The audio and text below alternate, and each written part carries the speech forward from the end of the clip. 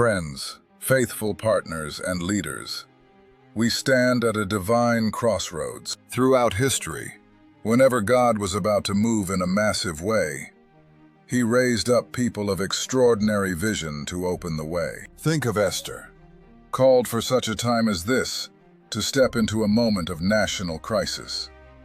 Think of Nehemiah, who looked at broken walls and realized that rebuilding wasn't just a physical project.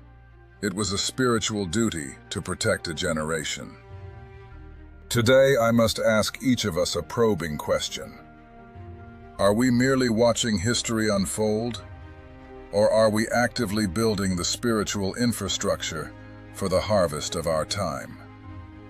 Look across the earth right now, throughout the 1040 window, across Southeast Asia, the island nations of Indonesia, and the vast continent of Africa. Hundreds of millions of young people live entirely inside a digital world, searching for truth, hope, and meaning. Jesus looked at the crowds and said in Matthew chapter 9, verses 37 and 38, "The harvest is plentiful, but the laborers are few.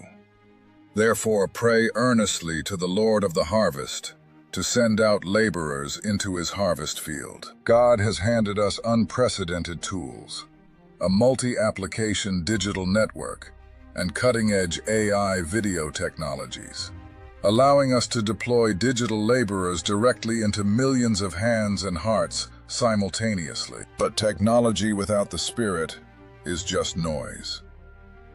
We are embedding the living Word into every algorithm and every app. Jesus issued a warning that cuts through all human ambition in Mark chapter 8, verse 36.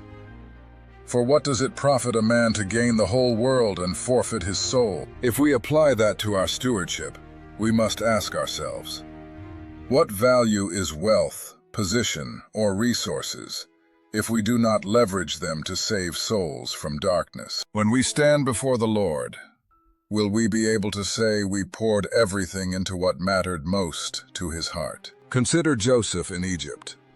God gave him a vision of what was coming, not so he could store up wealth for himself, but so he could preserve life for whole nations during a time of global famine. We are in a spiritual famine, and God has given us the digital storehouses to feed millions with the bread of life. Jesus declared in Luke chapter 12, verse 48, "Everyone to whom much was given, of him much will be required." God has blessed our partners, donors, and leaders with influence, wisdom, and capacity.